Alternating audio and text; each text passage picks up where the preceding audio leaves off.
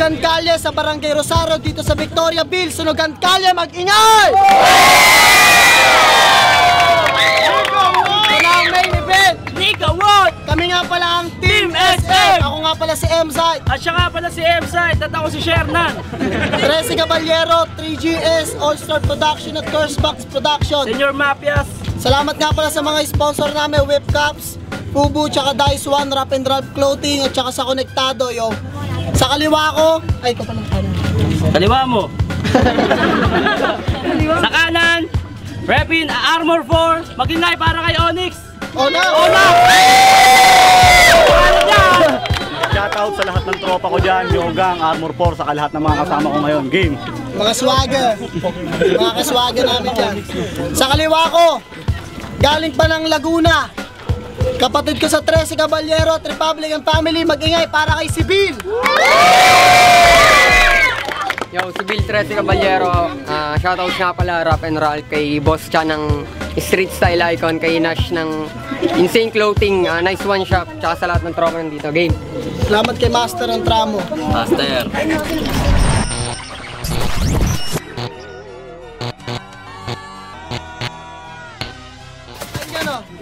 Game na, sunugan! Ito'y tatapusin ko ng maaga. Ngayon ay mapapanood nyo kung paano ko lulumpuhin to. Tiyak ang lulunukin mo yung karanasan mo sa gera. Kasi sibil ka lang.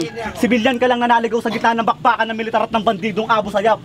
Sibilisadong mga ngaso ng panahong to ang yung nasa harap. Kaya tama na sa pagpapanggap kasi masyado nang obvious yung mga pabibo mo. Kasi kung usapang lirikal, ako'y notorious parang si Bingbong Cresologo.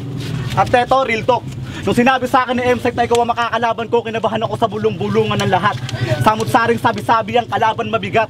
Pero pagdating ko dito ko'y nagulat sapagkat paano naging mabigat itong nuknukan ng payat. Kaya tanda, titiyakin kung magtatanda ka dahil ng pagkapanalo laban sa akin siguradong di magiging madali. Di ba smoker ka? Makinig ka muna sandali. Pahihitikin ko muna ng joints to bago ko tuluyang baliin yung mga joints mong hayop ka. Iiwanan kong basag mula sa skull pababa sa ankle at pebula. At kung ang hanap mo'y batas, ha? Wala kang karapatan, sibil. Dahil tatanggalan kita ng karapatang mamuhay ng malaya, tatanggalan kita ng karapatang sibil. Simula pa lang, alam ko na kung ano ang ating pagkakaiba. Malabong magpantay ang husay nating dalawa at kung may magpapantay man dito, titiyakin ko na yun ay ang iyong mga paa. Eto, tangina ka. Sa tagal ng panahon na paglalayag mo sa kultura na to, yung sarili mong kakayahan ay di mo napaunlad. Kaya yung hangad mong respeto mula sa mga bagito ay pagdasal mo na lamang kay God. At ito, sampal to sa'yo kung bakit tayo magkalaban. Masasaktan ka ng husto kahit di mo ginusto kasi di mo panahon to, lalong di naman gusto, iwan ka na ng iyong mga kasabayan. Kaya pakialalayan nyo na to papauwi. Napakalayo ng biniyahe mo para lang masawi, huli na para magbawi sa inakala mong mahina. Yung pagiging veterano mo ngayon mo ipakita. Time! Time! Unang banat para kay Sibil, pakinggan. Yo! Oo, payat ako. Taba mo kasi. At least ako kahit payat merong ipagmamalaki. Eh ikaw tumanda ka na at lahat pisngi mo lang yung lumaki. Natatay ka ata eh. Itain mo na yan, huwag ka na magpigil. Gago, hindi sibilyan yon. Ang ibig sabihin nun, Guardia Sibil. Ito unang laban ko sa sunugan.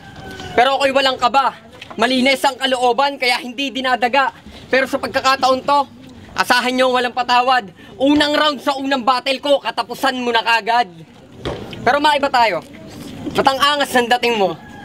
Porque ba payat lang ako kaya ganyan naastahan mo? Pwes, malaas yung salongga man ang iyong imahe. Hindi ka kahindik-hindik. Tsak patay tong asyong salongga na to sa isang kalabit ni Erning Toothpick. Alam mo ba paglaban mo sa akin? Para pagsalubong sa kalamidad. Oo, kaya ipaparanas ko sa'yo ang pait ng realidad. Ang paglapag ko'y parang lindol na kahit anong pundasyon mo'y kayang gibain. May mga barang-parang bagyo na kayang-kaya kang salantahin. Pero di ka man mapuruhan. May susunod pa na 2 rounds at walang magagawa ang pag-iingat.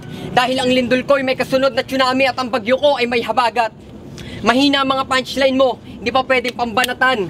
Tagilid ka sa aking hayop ka kaya di mo ko kayang tapatan. Kaya ang tagumpay, wag mo na ring asamin dahil sagad ka sa kabubuhan. At wag ka na rin lumingon sa iyong pinanggalingan dahil wala ka namang paroroonan. At pagkatapos ng laban natin na to, wala ka na maipagmamalaki dahil sa iyong pagkabigo. Hindi ka lang napasubo sa akin dahil pati pride mo, lulunukin mo ng buo. Time.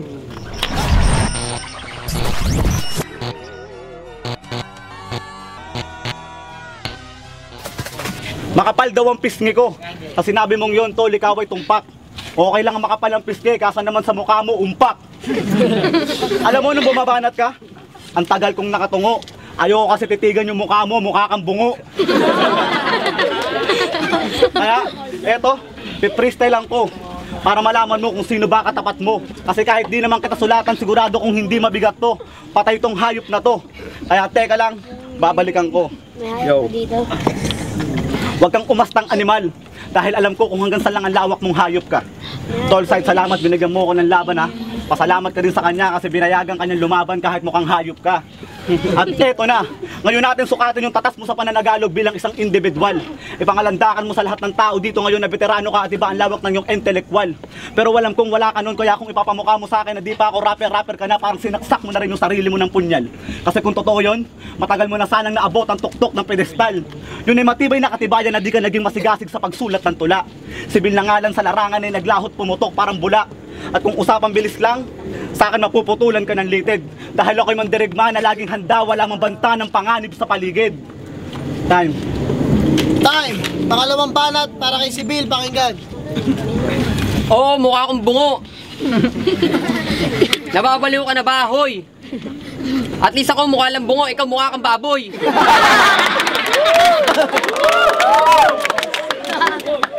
Second round na. Pero alam mo ba na may lyrics ka na tumatak sa isip ko at hindi ko makakalimutan yon? Gusto mo malaman kung ano yon? Kayo, gusto niyo malaman kung ano yon? Sabi niya sa kanta, "Wag nang pairali ng pagiging marupok pagkat kami lamang ang gumagawa." Ano?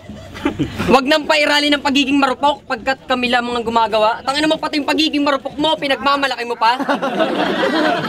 Tapos indicator mo na ginamit kami, dinadamay mo pa pati yung mga kasama mo sa kanta.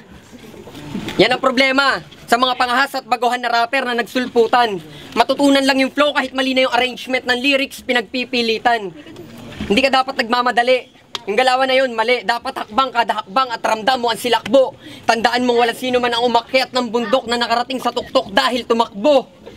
At speaking of bundok, alam mo ba na para kalasuwail na tagasunod at ako yung sinasamba mong apo? Kaya di ka dapat bigyan ng tapat na karapatan sa aking makiling na pagtrato. Matakot ka na kapag ang tuwid kong pag-iisip ay naging utak makulot. Hilong-hilong matataranta ka tsak hindi ka makakalusot. Ako'y pinatubo na ng pagsubok sa mga nagdaan na panahon hanggang maging perpekto pagkakatabas ko na para bang mayon. Kaya sa akin, huwag kang magyayabang dahil wala ka pa sa tuktok. Dahil ngayon tatapakan lang kita at malalaman mo na nasa paanan ka pa lang ng bundok. At saka, ba't ganyan yung boses mo?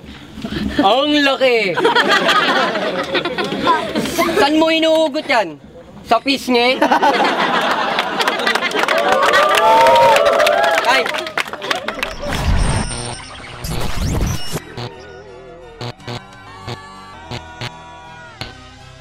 Okay. Kulot daw. Dami mong sinabi, buhok. Ay, dami mong sinabi, bugok. Kulot, ikaw nga, kalbo, wala kang buhok. Kaya ngayon, makinig kayo ng mahinahon. Aminado kung di ako nagsulat pero makakaroon kayo na ngayon ng freestyler na talagang lumalamon. Kasi wala ka. Baliwala yung angas mo, pinagmamalaki mo pa yung pagiging batikan mo. Anong bilang? Wala kang bilang, dapat ikahiya mo yun, tanga. Kasi sa tagal ng panahon ng paglalakbay mo, wala kang naipagmalaki, di ba? Anong ipagmamalaki mo? Magtattoo ka na lang. Kasi wala ka namang future dito. Kaya, yo, eto na, muli akong babalik, tol. Talagang halimaw tong mamuntal. Huwag kang magpakapiling bad boy dito dahil hindi kasi ama martial. Hindi kasi ama martial. Martial ama, yun ang hari ng Zelda. Kaya, tangin na time. Time! Huling banat para kay Sibil. Pati yung pagtatatu ko, dinadamay mo. Huwag kang ang tanga, Ginoo. Isa pang idamay mo yan, tatatuan kita ng titi sa noo.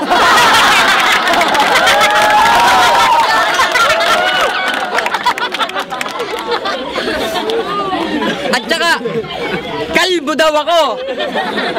Aba, matindi. Gago, may buhok ako kaso maiksi. Third round na. Eh kung katayin na lang kaya kita biik. Igapo sa mga paat kamay, sabay saksak sa yung leeg. Titimplahan ng karne, sabay luto. Tsak papatok ka na sa panlasa ng mga tao. Kasi ginawa na kitang fantastic. Fantastic young pork tocino. Pero huwag kang mag-alala kasi pagkatapos, di pa naman kita itatapon. Kukunin ko pa yung mga tira mong laman upang aking ibaon. 1/5 inches, i-slice ng maninipis para magkaroon ka ng pakinabang. Kasi pinangako ko sa alaga kong aso that I will bring home the bacon para meron siyang hapunan. Kaya, binabalaan kita. Huwag mo akong sinasayko. Dahil marami na nagtangka pero sa biyahe ng kamatayan sinakay ko. Dahil pag ako ang kinalaban, daig mo pa ang kinukulam. Hindi ka lang parang nagtampo sa bigas, kundi para ka na rin nagtampo pati sa ulam. Ganyan ako mang brutal. Lumalatay bawat hagupit, mayat maya mong madarama ang sakit. Wala ka na magagawa kundi ang pumikit kasi mga banat ko sadista. Kaya mamang maliit na mukhang biik, huwag ka nang makulit at huwag ka nang magpumilit, baka ipakagat kita kay Lil Trista. O kaya ipasakal na lang kay Fuse 1 hanggang maubusan ka ng hininga na parang inaatake ka ng asma. Sabay headshot, boom! You're an easy spot. Papanoorin na lang kita na tumaob na parang domino sa kalsada. At hindi mo matatakasan ng sumpa. Kaya siguradong matutuliro ka. Cause I have numerous ways to kill you, iho di puta. Kaya, better go back to your place because tonight, the victory is mine. And next time if you hear the name Sibil of Trece Caballero, beware cause it is a fatal sign. At dilema sasapitin mo at ang dala kong pasakit ang dahilan. Respect the ass, nasa amin ang respeto kaya walang laban ang Lucky Ace sa Lucky 9. And being the great one, wala rin silbi kapag kaharap mo, pilosopo. At yung mga binabalak mong crime, hindi mo maisa sa katuparan dahil kaya kong masight ang mga plano mo. Magiging risky bawat lapag mo because I have the power to balance any act.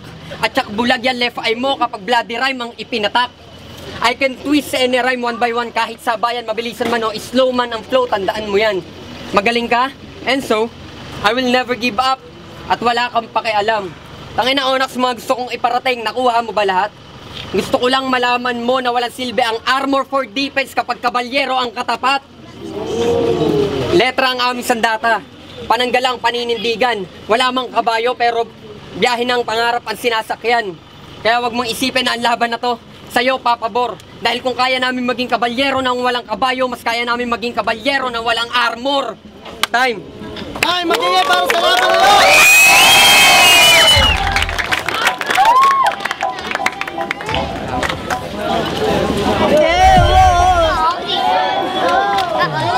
Yun, main event, Sunugan Kalye sa Barangay Rosario, Victoriaville. Magiging pa isang beses para sa main event na yun. Salamat sa lahat ng tumulong, sumuporta, sa konektado, yon sa mga kasama namin dito, sa lahat kay Bayaw, Shernan, Senior Mafias, yon sa Whip Cups, Dice One, Fubu, Rap and Red Clothing, sa lahat kay Master ng Tramo. Ang boto, 5-0 para kay Sibil. Yo, shoutouts ko pala First Box Production, kay El Maestro, kay Boss Peyton, tsaka lahat ng tropa. Yan, Salamat sa lahat sa suporta, Mega One. Gracia, XDB, Fucking Rhyme, tsaka Urban Artist. Boto ko kay Sibil kasi yun, magaling siya tapos kasi nag-choke na si Onax. Yun lang. Shernan, bago lang ako sa Maynila, taga Bicol ako. Hindi ko pa alam yung galawan dito, hindi naman ako, bago lang po akong hip-hop, ngayon lang po ako nag-rap-tapon lang. Senior Mafias nga pala, salamat sa Whip Cup, sa Bobo, Dice One, Rap and Rap. Binoto ko si Sibil, round 1 kasi, pantay sila eh, si Sibil, si Onax, pinantay ko doon. Pero pagdating sa round 2, nag-freestyle na lang si Onax. Nagustuhan ko sa round 2 ni Sibil yung bundok reference tsaka yung punto niya. Round 3, ganun pa rin si Onax. Round 3, nagustuhan ko yung punto, Republican reference, Armor 4. Galing noon yung pangalan. Kaya Sibil. Juvenile, XTV, JDP. Ang binoto ko si Sibil. Sa round 1, yung veteran versus amateur, binigay kay Onax. Sa round 2, yung reference at saka humor kay Sibil. Tapos round 3, rebut humor, yun hindi nyo makakalimutan yung numerous rhymes kay Sibil siya. Shoutouts RNZ Clothing. A3U, 7-Head, Senior Mafias, Raplines. Round 1, binigay ko kay Onax, Season. Round 2, nakabawi si Bill, The Battles, Delivery, Presence. Tapos round 3, deciding round kay Bill na reference. Yo, Oblak, Puting Stilo Crew, XDL Vigilantes, JDP. Binoto ko si Bill. Round 1 nakuha ni Onax yun para sa akin sa veterans reference. Tapos bundok reference sa round 2 ni Bill. Tsaka round 3 yung sa binanggit niya lahat ng cast ng Armor 4 kay Bill.